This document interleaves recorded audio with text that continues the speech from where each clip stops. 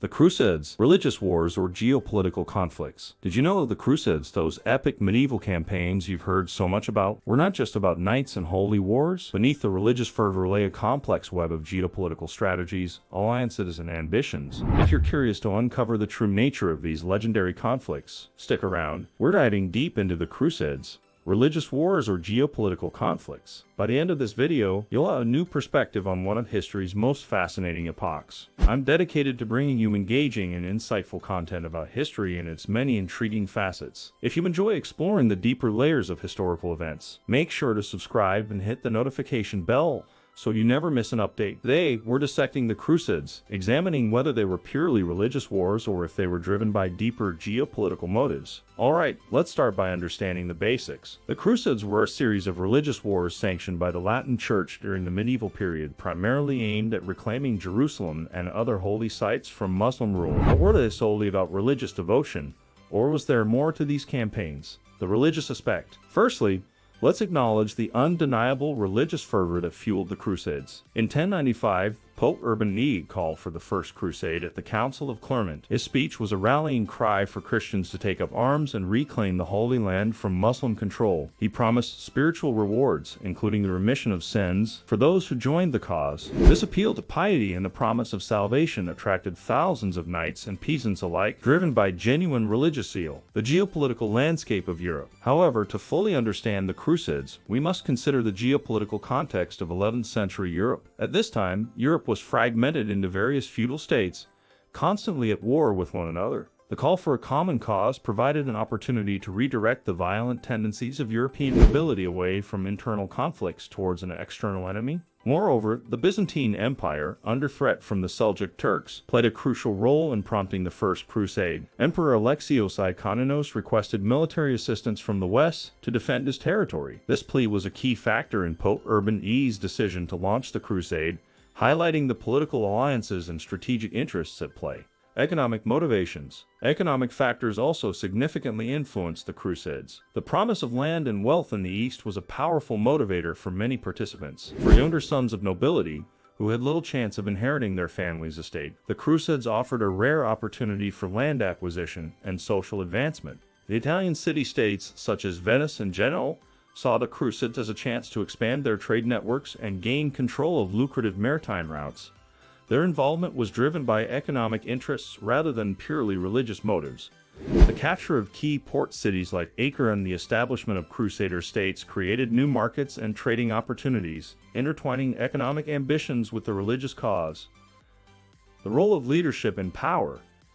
Leadership played a pivotal role in the direction and outcomes of the Crusades. Various European monarchs and nobles led the Crusades for personal glory and political gain. For instance, King Richard the Lionheart of England and King Philip I of France participated in the Third Crusade not only out of religious duty but also to assert their dominance and expand their influence.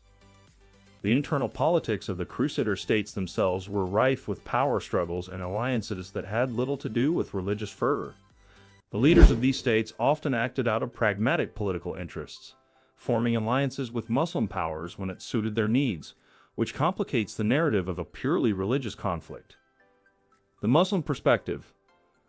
To understand the full picture, we must also consider the perspective of the Muslim world. The Muslim leaders, such as Saladin, saw the Crusaders as foreign invaders threatening their lands and sovereignty.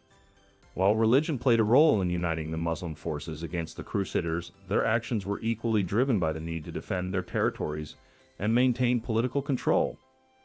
The Muslim response to the Crusades was not monolithic.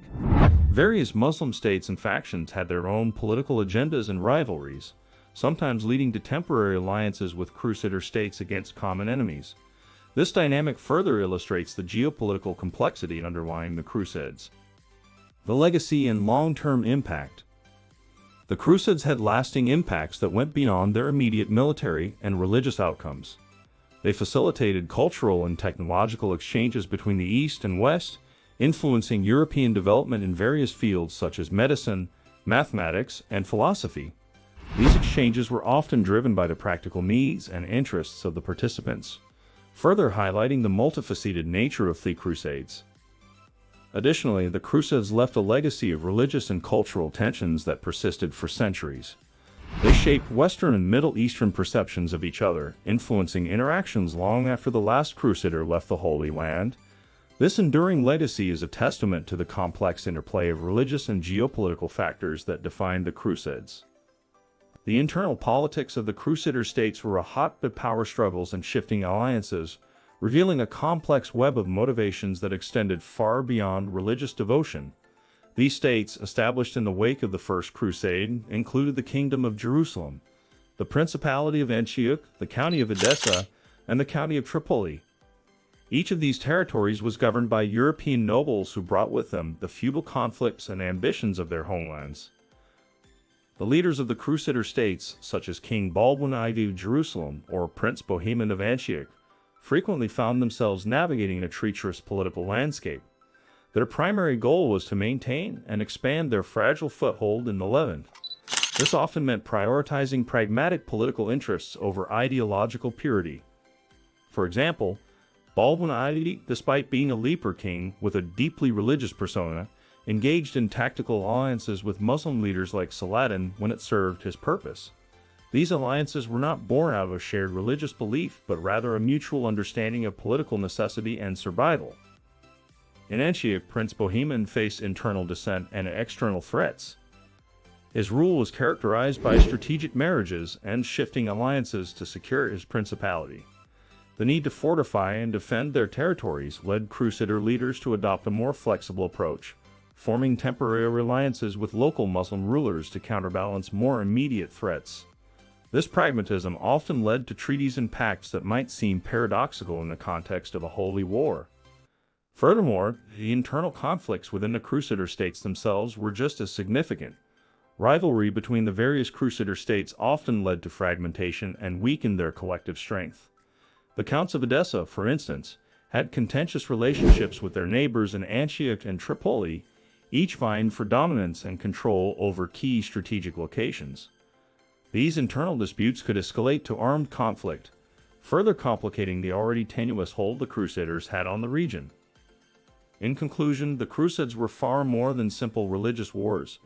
While religious zeal was undoubtedly a driving force, the geopolitical ambitions, economic interests, and complex leadership dynamics played equally crucial roles. Understanding this multifaceted nature helps us appreciate the Crusades as a pivotal chapter in world history that shaped the medieval world and beyond.